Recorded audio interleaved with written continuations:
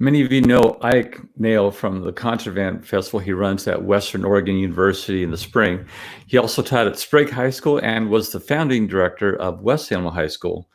But in addition, he taught in Texas for about 30 years, as well as several universities. So it's going to be a great conversation today with Ike Nail. Thank you for being here, Ike. My pleasure. I've been really looking forward to it.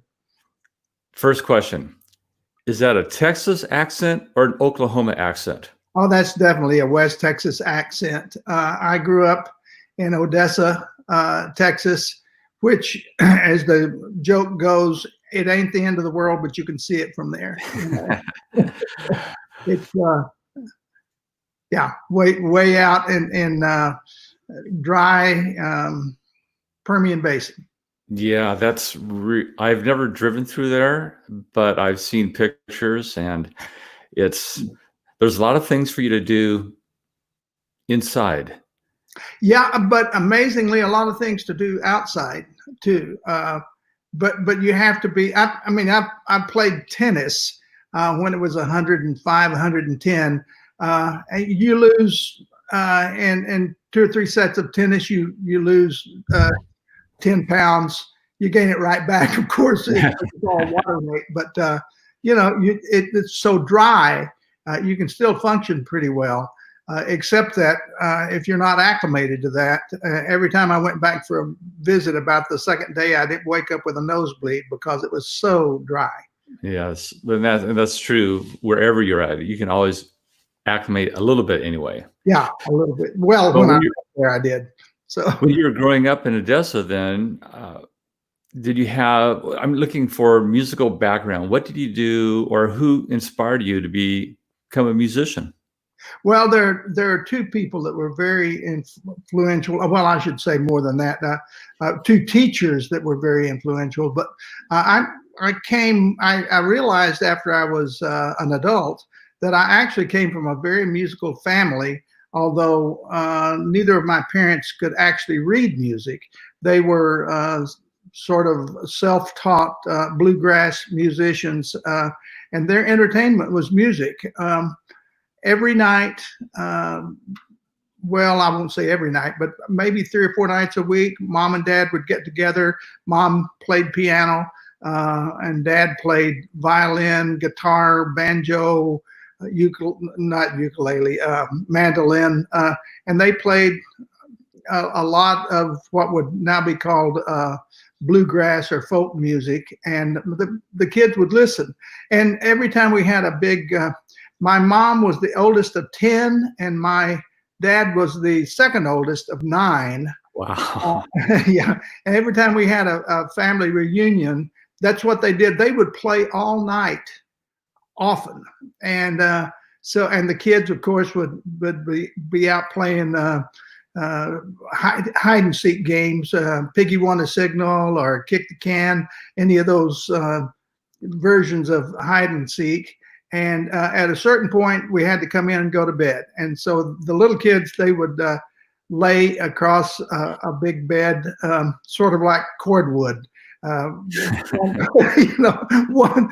facing one head one direction, and then alternating, and they could get maybe 6 or 8 kids on a bed. And the rule was you didn't have to go to sleep, but you couldn't get up. So we'd lay there and listen to music. We would still have been listening to music while we were playing hide and seek, but we would listen while they played. And they were really concerned about doing it right. They wanted it to be in time. They wanted it to be in tune. I can remember a lot of arguments about how the changes went. It goes to A here. No, it goes to, So, it was little did I know that I was absorbing some pretty important things about music. They were very passionate about it and quite good at it. And then when I got to middle school, junior high in those days, about the 3rd week in, I discovered that my band director, Bill Dean, who is kind of a legend in Texas, he was actually getting paid to come in there and hang out with us and just have fun. I mean, I thought it was the most fun that I'd ever had. And then I'd always wanted to be a lawyer. And as soon as I found out that Bill was actually getting paid for that, I decided, yeah, that's what I want to do. So, and Bill was a very sociable kind of a teacher. He hung out with the kids a lot. We never had sectionals and any of the kind of things that might have maybe put a little bit more polish, but we were always very good. Odessa High School band was quite good. And when I got to high school, Bill got promoted to high school at the same time I did. And then a new school opened in town, Permian High School. And the teacher there was J.R. McIntyre. And JR, I mean, a Texan named JR, how could you be anything but intense? And he was, in my estimation, probably the best high school band director who ever lived. I mean, I can't imagine anybody being better. Just as an anecdote, I actually saw a criticism sheet at a big contest, the Buccaneer Days contest, which used to be hosted by Del Mar College down in Corpus Christi. And I think the judges that year were Bill Ravelli and Harry Bejan and I don't know, James Nielsen. I mean, three real heavyweights. And the only thing it said on Ravelli's criticism sheet was, "It's no fair using professional soloists." Wow, from Ravelli. Yeah, from Ravelli. And that's even more amazing when you consider how isolated Odessa was. I had the opportunity briefly when I was a junior in high school to study trumpet for maybe 6 months privately. But generally, it was just the instruction you got was from your band director. And it was very high quality instruction. And, you know, JR produced people who were principal players in some of the service bands and some professional players. So he was really, once I started into my professional career, he was much more of a mentor and an influence on me. But Bill Dean just taught me to love music and to love being in band, you know, and that's, I think, maybe an essential for anybody that's going to do this. Well, I was wondering, when your parents and the Nail clan were doing their own bluegrass festival, did you get a chance to play with your parents? You know, it's really strange. I never did. And neither, my middle brother is a band director and was formerly the supervisor of music in Odessa. And my oldest brother was a very fine trumpet player.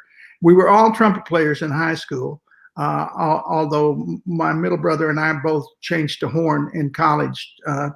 But you know, you don't use too much trumpet in a bluegrass band, so we sort of opted out of that participation. But I've always really appreciated it, and in retrospect, I wish I'd learned to play a little guitar or fiddle or something so that I could have participated with them, but it did not happen. Well, what's your favorite high school story while going to was it Permian, you said? Well, I went to Odessa High School. Oh, okay. You went to Odessa. So what's your favorite Odessa High School band memory? Well, you know, we in my high school days, the Dallas Cowboys were just starting, and we marched 2 or 3 halftime shows for Dallas. That was back in the days when you could actually still get a band on television. Now I think there's some kind of edict that prevents, especially the pros, from showing a band. I don't suppose they have marching bands at professional football games at all anymore. But we went to Dallas and marched in the Cotton Bowl 2 or 3 times, and we actually also performed at the Cotton Bowl game just once. But those were always great trips. I mean, coming from Odessa to go to Big D and see all the sights and be in that very exciting situation was a great time for me. And you know, the best thing I think for anybody in a high school band is just the memories of hanging out with your friends. You know, there were a couple of guys, Johnny Etheridge and Jim Reed, that I mean, we went everywhere together.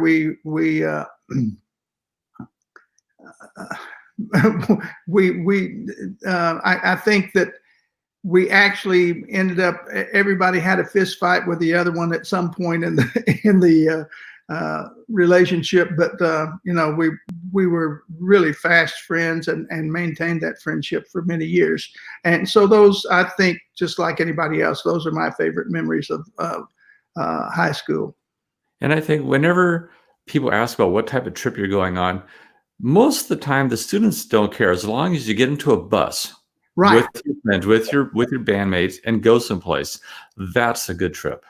Yeah, right. And the longer the better, you know, just of course, I guess we used to joke that we would end up with bus body, I should say.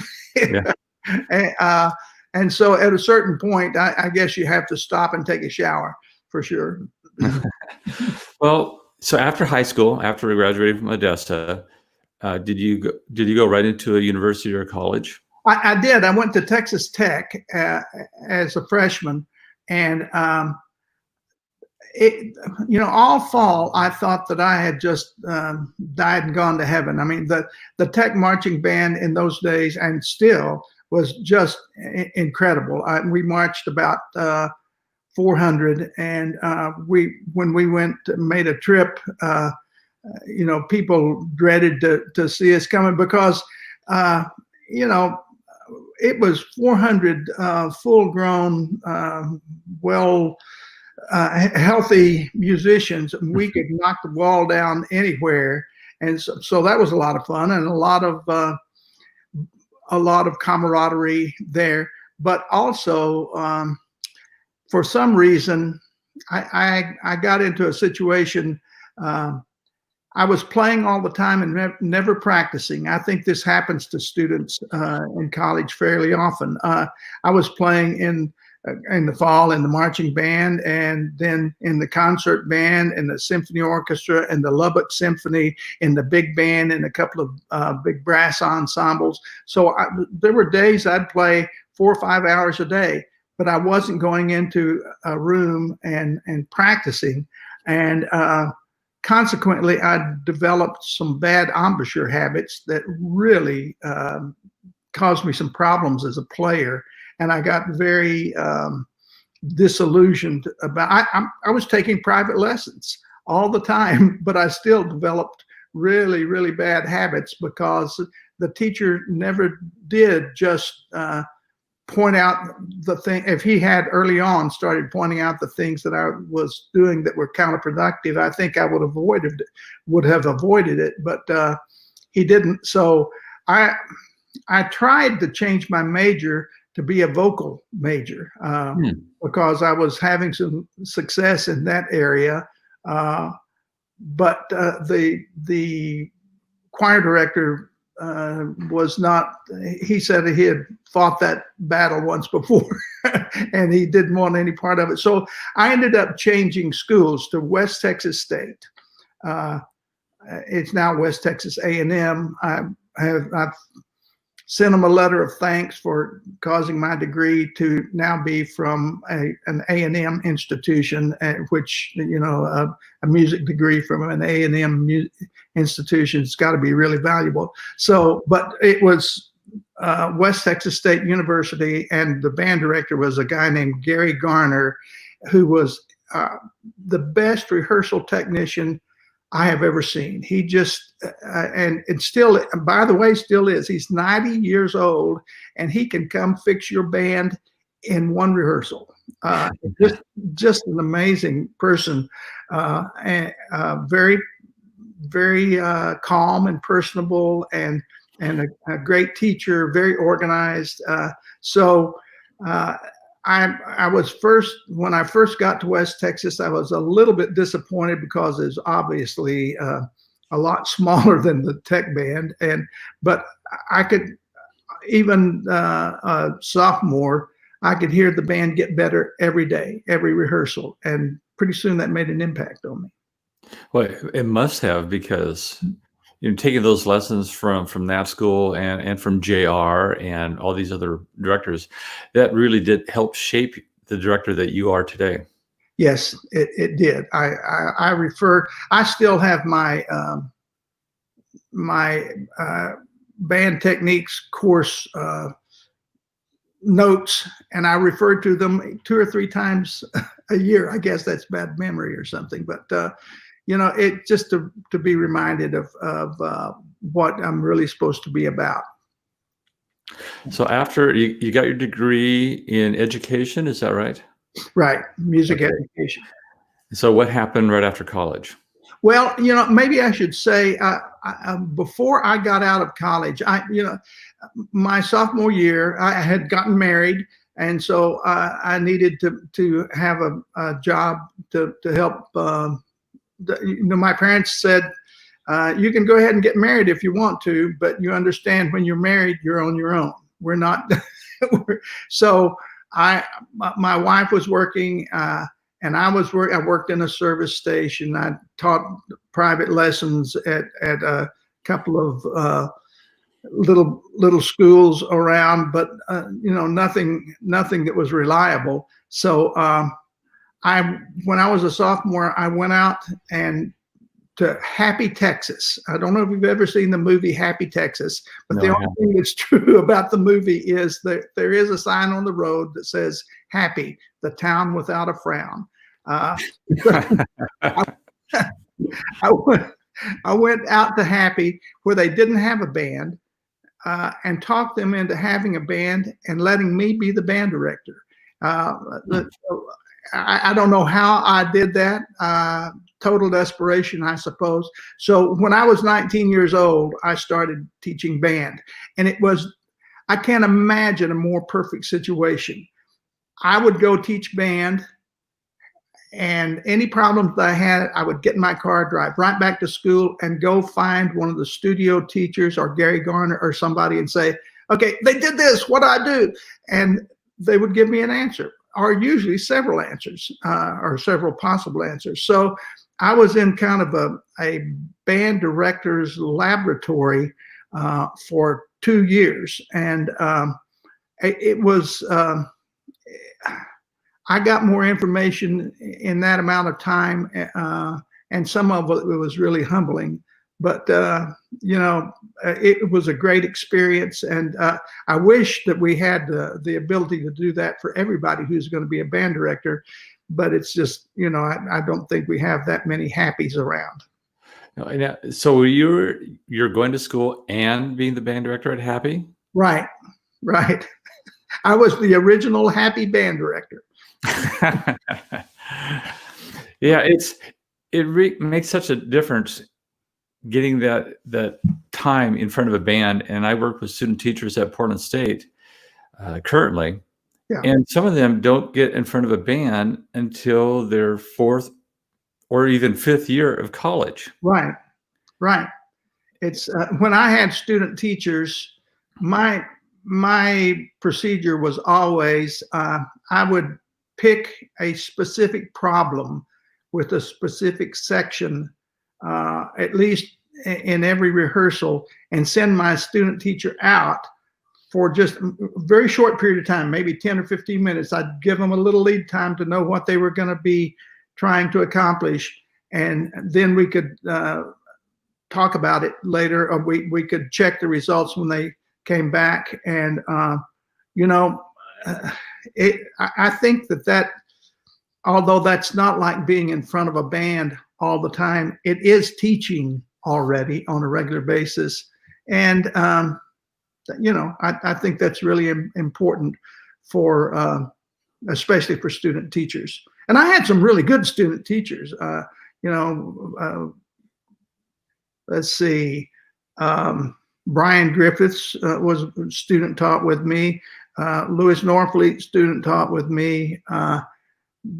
Jeremy Zander taught with me. I'm sure, and I had a lot more than that too.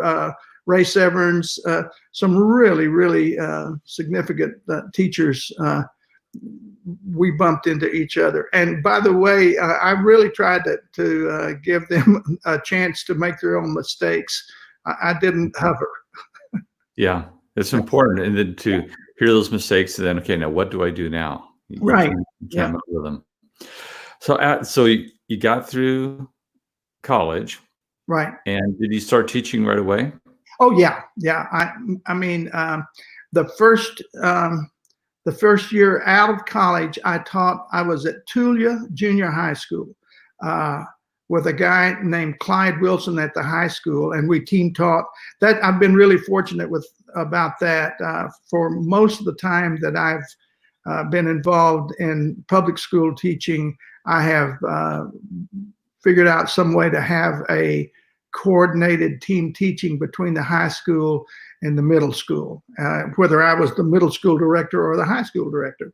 But Clyde and I spent all day, every day together, and he even taught beginners with me, and it was really humbling because we would swap classes. We had we divided them woodwinds and brass, and we'd swap about every 6 weeks, and my group would be, or his group would be ahead of mine every time. And so I would teach like the dickens, and then we would swap back, and then his group would still have been ahead of mine. I mean, he was just one of the best beginner teachers I've ever known. And so just to learn, kind of trying to keep up with him was a great experience. Okay, and where did you go after that? Well, after a year at Happy, I had turned down a job in Odessa when I graduated because there would not have been any team teaching, and so after I had been at Tulia for a year, JR called. He had judged my band, which I thought was not prepared, and had ended up winning a little local contest they had. And he called and said, "Look, you need to come. You're about to have a family." My wife was pregnant with my son, and he said, "You need the raise that would occur if you move from Tulia Junior High to Bonham Junior High in Odessa." So I did, and I taught there for 4 years and team taught at Permian High School, which was again an amazing experience. And I just it's so. I mean, we team taught one day. One period. The main band period for each group, but we also team taught between the other middle schools that fed into Permian, and I learned a ton from those other directors too. You'd show up, and the way they used the cooperating teacher was they usually had a problem they wanted solved. And hopefully they would give you a little bit of lead time to think about it. But sometimes you just showed up and there it was. Go fix this. And you got to where you could make something happen at least. So I should post this. If you do have a question, if you're up early in the morning and it's not too nice outside yet and you're here, and if you'd like to ask Ike a question, you go ahead and post that comment in the YouTube section and I will ask it for him. So Permian High School, how I know Permian High School was one of the best books I've ever read, which was Friday Night Lights. I know they've had the TV show, and I watched a little bit of the movie, and I watched a little bit of the TV show. But that book was amazing. And was life like that book in real life at Permian High School? Yes. You know, by that time, that happened after JR had become supervisor of music in Odessa. And by that time, I had moved over to Midland Lee, 20 miles away. And my brother was the band director at Permian High School, which he was for, I don't know, 15 years or so. His comment was, you know, Buzz Bissinger came in, did his research, and then did the most damaging thing he could do to us. He told the absolute truth. It was, it's hard to imagine. You know, when I came here, I took the job at Sprague actually while I was interviewing for it. That because of where I'd been teaching band and orchestra at Highland Park High School in Dallas. But because of that, they were afraid that I was going to de-emphasize the marching band because it was so important, because football was such a big deal at Sprague. And I said, well, let me see the football stadium. And I went out and I looked, and it seated maybe 4,000. And I said, you know, you folks are really not serious about football. I have, when I was at Midland Lee, we had a really good football team too. In fact, the Midland Lee Permian High School football game, you had to get tickets like a year in advance. There was no way you're going to get a ticket the week of the game. It just, and there were usually 25 or 30,000 people at that game. And I started to say, yeah. And I have performed several times in Texas Stadium at playoff games where there were 50,000 people in the stands. You know, those people are serious about football. You know, it's just like college. They tailgate, they have all their regalia, and it's so. The thing that's really nice about that, though, is that because of the really strong emphasis on football, I could walk in the spring to my principal, and on the basis of what I had done with the marching band, I would just give him my wish list, and he'd say, okay. And I mean, it was probably for some very questionable reasons, but the result was very, very, you know, that's the other thing that kind of amused me when they said that they were really supportive of the marching band. At least in Salem, you could have a marching band as long as you were willing to pay for every bit of it. You know, the school system did not buy the uniforms. They did not buy marching band instruments. They did not. They didn't even send the band on trips for football games. When I was in Texas, if we had 10 games, we were at 10 games. I mean, the longest trip I made with my marching band at Midland Lee was up to Borger, which was 260 miles one way for a football game, and then you get on that yellow bus and come back. It was. You know, there was a price to pay for it, but it at least the payoff was worthwhile. Yeah, and I know that, of course, everybody in Texas loves, or most people love Texas, or in Texas love the football games, but they also are very passionate about music too. Oh yeah, yeah, I would say so. But I think that most of the music, interest in music was sort of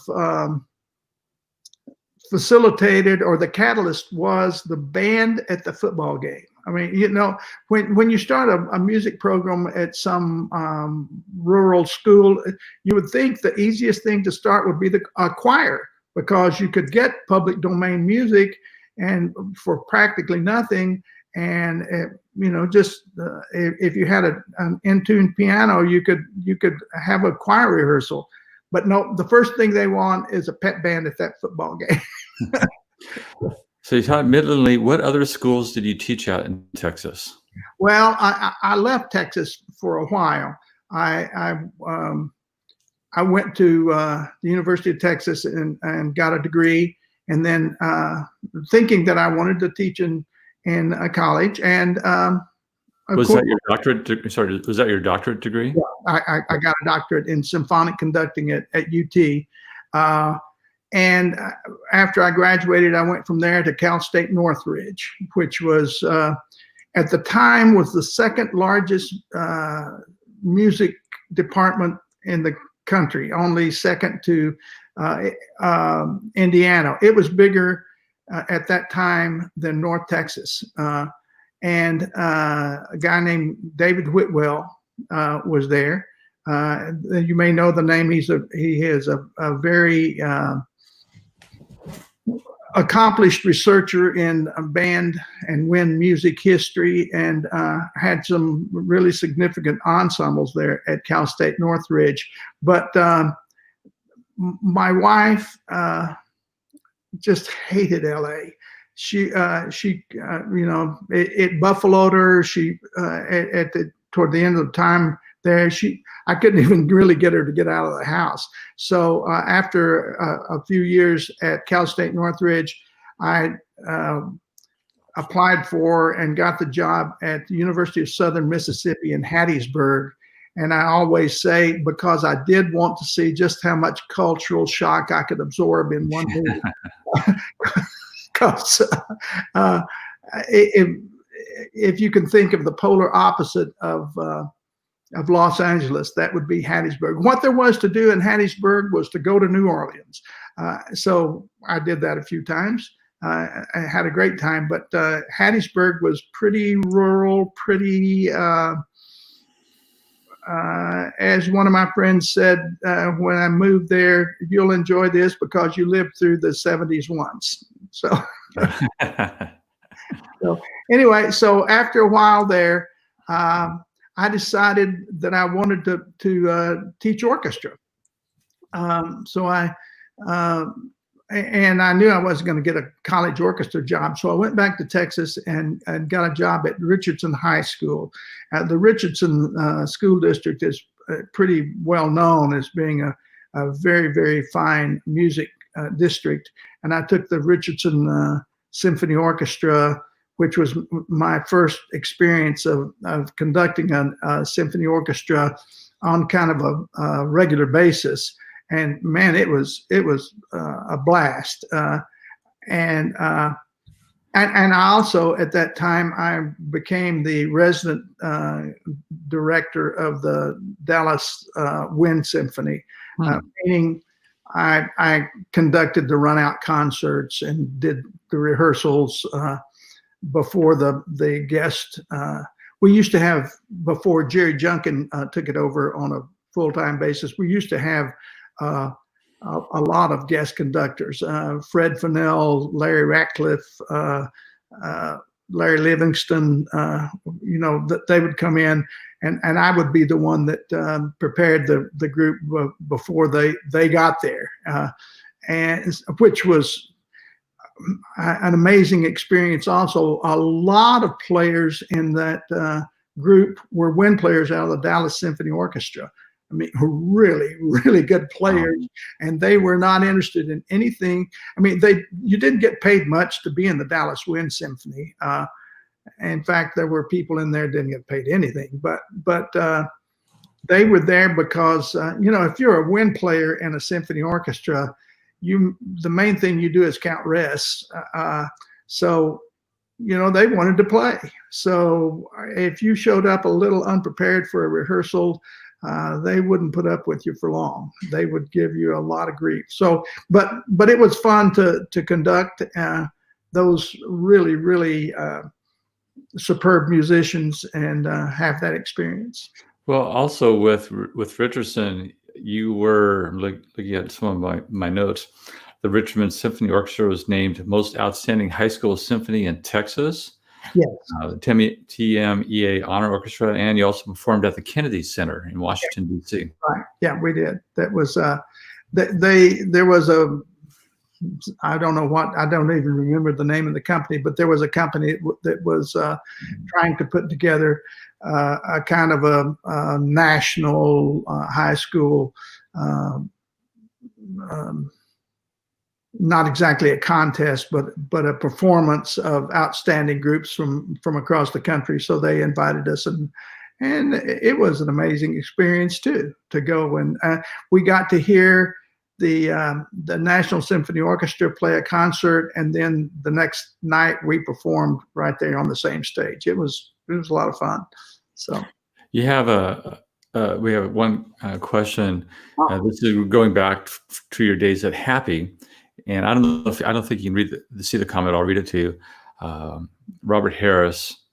In reference to raising funds, what advice would you give new or young band directors for setting up boosters or friends of music in a small rural district?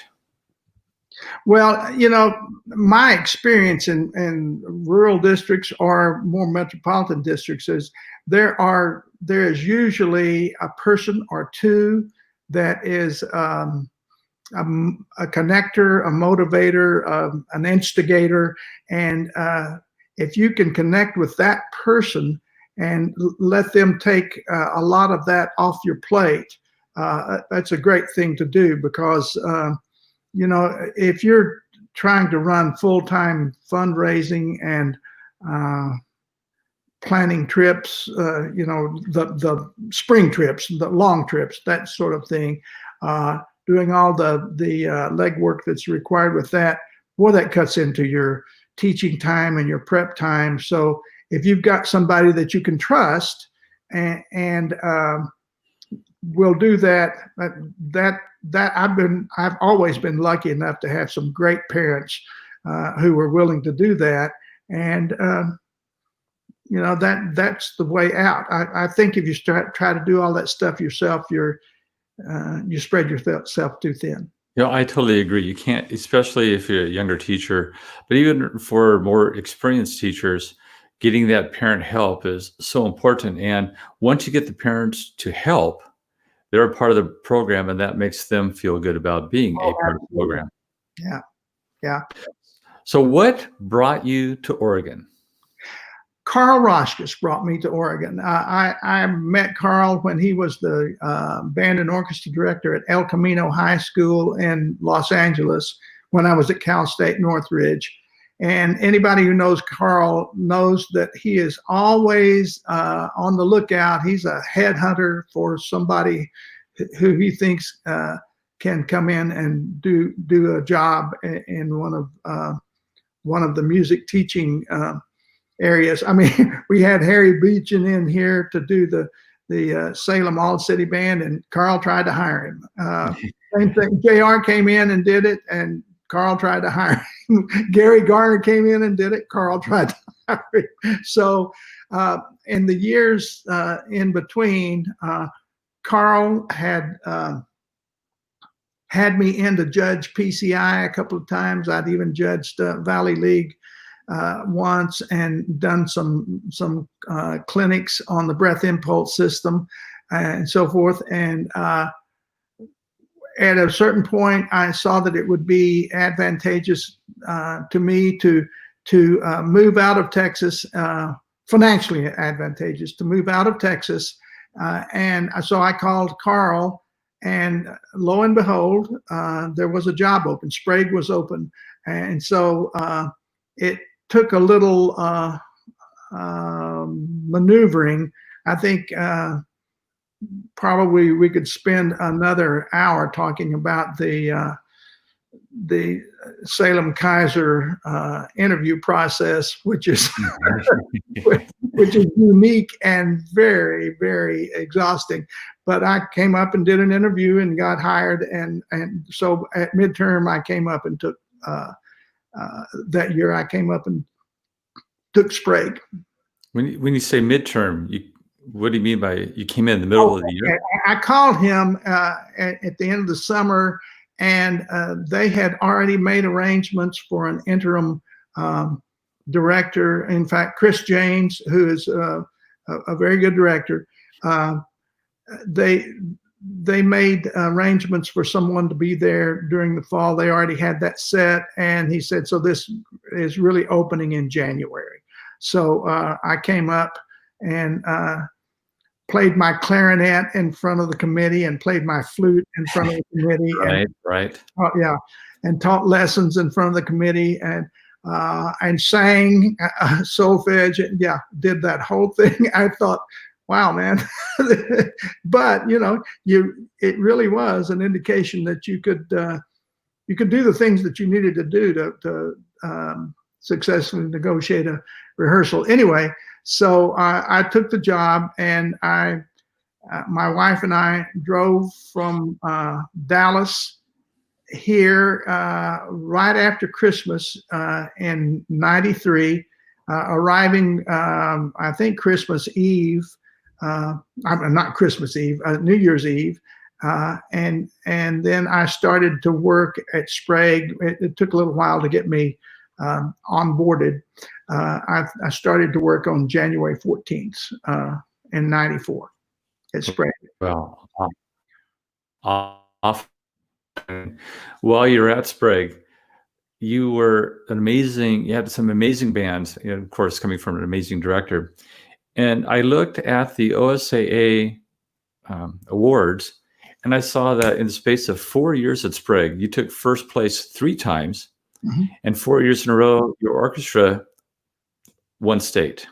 Yeah, that's quite an accomplishment. Well, the orchestra actually, it was 8 years in a row. It was 8 years. Yeah, that was. Yeah, you stop. I mean, that was a unique experience, and I have to say, I only co-conducted that orchestra. Right. Steve Nelson, who is an incredible string teacher, taught the strings, and I taught the winds, and we put them together after school. Neither of us got 1 second of FTE for that, but the kids, we had auditions with the winds to be in that orchestra, and they were intense and very high quality auditions. And then, boy, if you showed up to a rehearsal without your part prepared, the other students really started to give you the hairy eyeball. You were holding them back. And so, that was one of the most musically rewarding things I've ever done. It was wonderful. And it's great for the kids to play in an orchestra for wind players and percussionists. Yeah, because if they're not in a community orchestra, they'll never get that experience. And I still remember when I was in middle school or junior high back then, I got a chance to play in the junior high school orchestra, and I had a great time. Right. Oh yeah. The reason that I had the impulse to do orchestra is, all those people that we study in music history, they didn't mostly write too much music for band. They're just the limited number of Mozart, Beethoven, Haydn, even Stravinsky pieces for concert band. Now there are some, but boy, once you've done those a few times, you end up with transcriptions, which are, I believe in transcriptions. I think that's important to do. But at the same time, I have to recognize that's not what the man wrote. That's kind of what he wrote with somebody else's spin on it. So I wanted to be able to deal with Beethoven like Beethoven wrote it. So I always had an aspiration to conduct a symphony orchestra, and I still conduct a community. I'm kind of digressing here, but I also believe that if you think that music should be for a lifetime, then you have to put your money where your mouth is. So I conduct for free the Salem Pops Orchestra, which is the oldest community orchestra in Salem, at least. I don't know about other communities, but it's been around for like 60 years.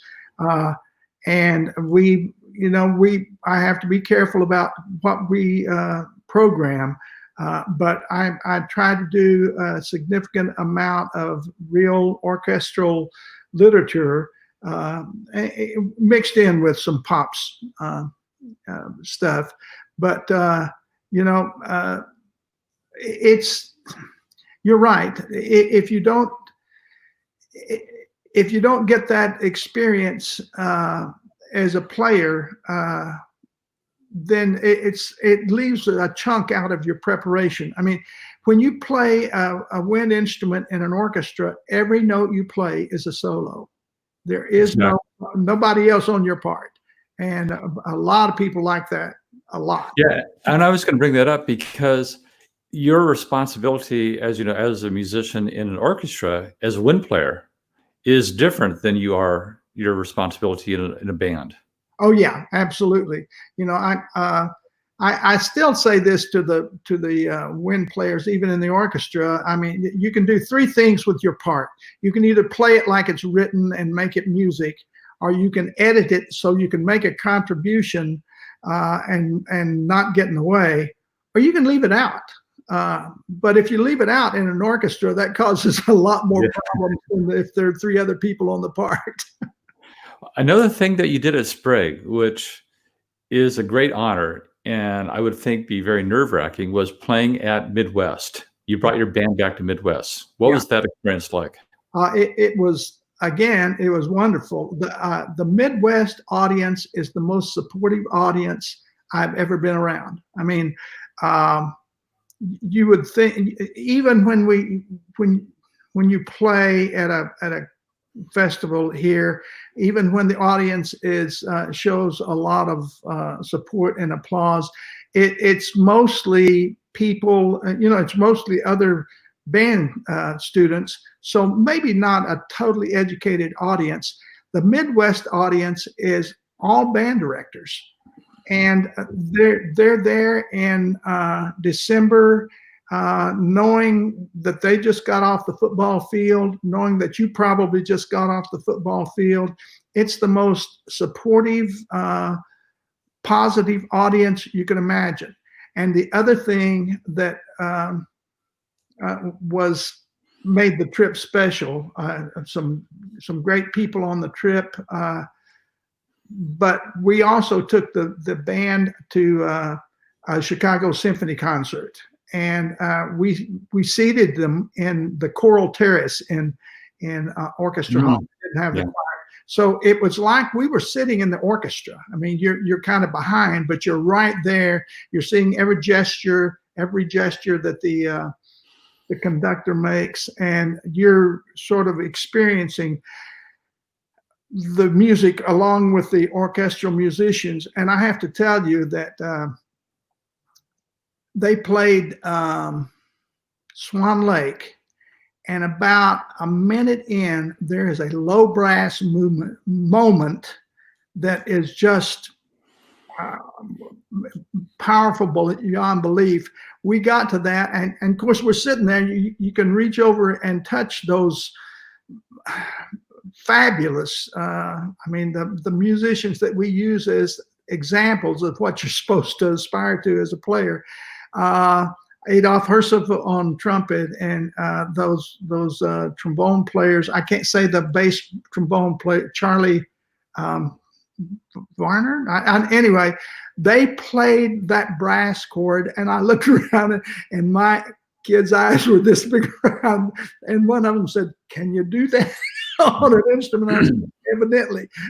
But it was wonderful. Best trip I have ever taken with a group. So I would, and I think that we have some groups here in Oregon that are capable of qualifying to go to that. And boy, if you ever get a chance to do that, that would be, I couldn't recommend it highly enough. Now, after your time at Sprague, you were presented the opportunity to be the first director at West Salem High School. What was that like, going into a brand new school? Well, you know, the Salem Kaiser Schools, in its infinite wisdom, decided that all freshmen in the district, in the West district, had to go to West, and but anybody else, if you had ever gone to another school, you could finish your high school at that school. So the only people, by and large, now there were a few exceptions to this, but by and large, the people who came that weren't freshmen were people who had not been terribly successful at either South or North. So we were a little bit down in proficiency.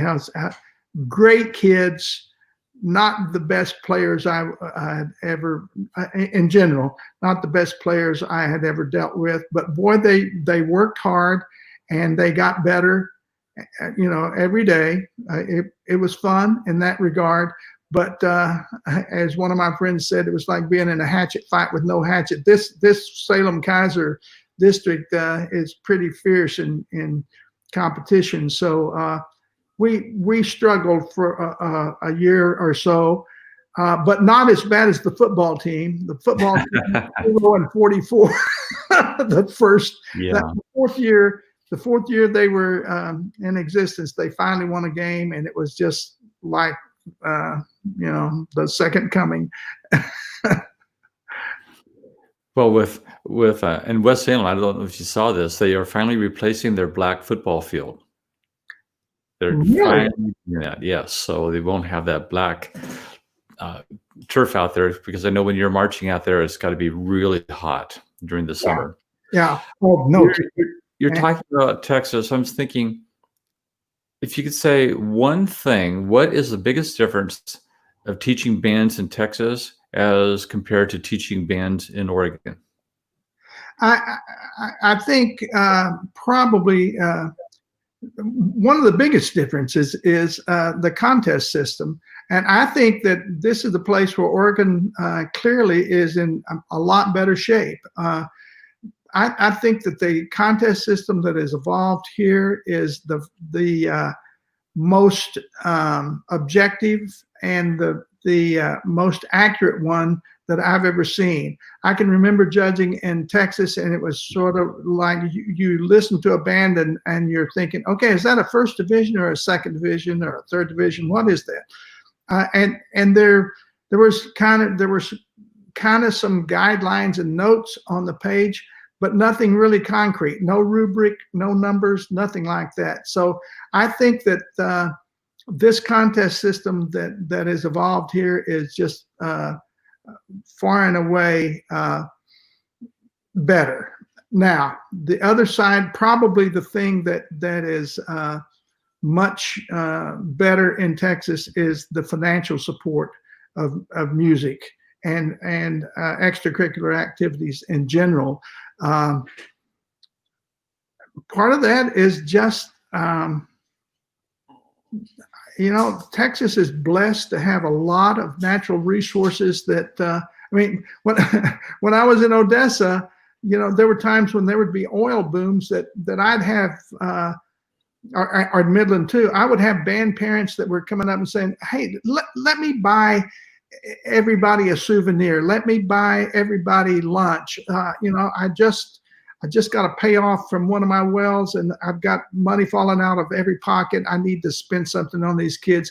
I haven't had that so much in Oregon. And I think also the Oregon setup, the tax setup, really causes us some problems. Every time the economy goes down, that means the income tax goes down, and it becomes a spiral, and we have problems just making our budgets. If there were a sales tax, there are a lot of people that come to Oregon as tourists, and if they were helping to pay a little bit, that would help us out a lot. So, but I am not stupid enough to think that we're ever going to have a sales tax. We have said no to that emphatically, pretty much. You brought up the state band contest and how much better, in your opinion, it is from Texas, and I've heard that as well. But if you had to change one thing about the state band contest, what would it be? Wow, that's hard to. I think the changes that I would have made have been made. The first contest that I went to, and that was in the spring of '94, we went into the warm-up room and there were no stands. We were all trying to prop our music up on chairs, trying to get organized. I mean, it took us 10 minutes to get organized so that we could even get through anything. And then we went in and played, and there was no professional recording available at all. There was a group of kids from South Salem High School who had decided that they needed to record the contest, and bless their hearts, one of their mic cords, mic cables was unshielded, and an unshielded mic cable strung out across the auditorium makes a great FM antenna. So I got my state recording back, and there was a lot of Garth Brooks on one channel. So, well, it's nice that they're just bringing you back to your Texas roots. That's it. Just, now it is very professionally done. It's very well supervised. There's, I would have a hard time finding fault with anything. In a way, because of our size, we're very, very lucky. We can actually have a state contest that is a state contest. Everybody in the state, in each class, who could qualify can be there. You couldn't do that in Texas. I mean, you just could not logistically get the eliminations done. They have what they have. The closest thing they can have to a state champion is the honor band and honor orchestra, and that. But that's done through recordings, and you go through a district and then a regional area and regional and state qualifying. But it has to be a live recording of a concert or contest, and it has to be unaltered. So it is as fair as they can make it, but it's still, to me, does not compare at all to the Oregon State contest. I have to tell you, the most fun I've had, I think, musically in my life is playing. We were fortunate enough to play last on Saturday night of the state contest, and you have a full house. It's a very supportive audience. You've got a program that's challenging for the students, and there's a possibility either for something great to happen or for total disaster. And when you go on stage like that, it's just there's a lot of butterflies, but man, is it fun. Yeah, I've been in that position too, where playing last and having that entire auditorium filled was just amazing. Yeah. And this kind of is a segue into my next statement. This was before you got there. We played at Western Oregon one year, and our audience was 4. Yeah. So we've run the gamut. But you now are the band director at Western Oregon University. And how long have you been at Western? I've been at Western 15 years. I was at the last 5 or 6 years that I was at West High School. I was also at Western Oregon. Those were some pretty full days. Yeah. So, when I took the job at Western, the salary schedule was not such that I could actually resign at West and take the job. So I made a deal that I could have both jobs for a few years, and I survived it. And here I am. So I do have to say that in my career, probably the most fun is conducting a high school band or orchestra, just because you get to see the students a lot more, and you get to feel that you had a lot more influence on their lives in regard to that.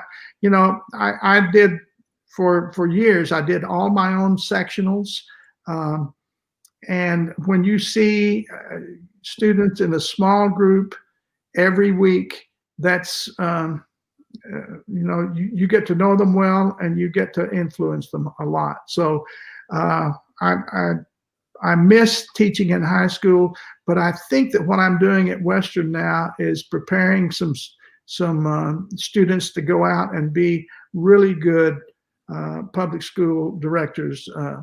And I think that's a worthwhile thing too, although I sure wish I got to see them more. When you're talking, especially these days with the pandemic going on, you're talking about teaching the high school band and orchestra. We just have a little bit of time left. Sure. If you had to pick one piece as your favorite piece to conduct as a high school band director, what was it? I think probably the Dahl Sinfonietta is, it's got a lot of conducting challenges in it. It's a very kind of up and sprightly piece. It makes a great impact when you get it going. It's hard to get organized and get it going, but it does make a wonderful emotional impact on an audience. So that'd probably be it. Although, the Wagner Trower Symphony is hard to pass up, isn't it? There's so many now, especially in the summer, but now that you're just teaching at one school, university, not like you were teaching both at West Salem and Western, what do you like to do in your spare time? Oh, well, this summer, since we really can't be close to anybody else, my wife and I have done a lot of hiking. There are so many beautiful places in Oregon that are so close. I mean, we went down to Sweet Home, to a little county park, and walked up a creek where there are there's a waterfall every 100 yards or so. Beautiful big Douglas firs that are hundreds of years old, and those kinds of places. They're not far away. You can be there in 30 minutes. So Opal Creek, same thing. So we like to just get out and do that. If we were not in the middle of this pandemic, I love to watch opera, and now the Portland Opera has gotten back to a season that's they had an abbreviated kind of summer season there for several years, and now they're back to a more traditional season. So I like to do that, and I love to go see the Oregon Symphony. So I guess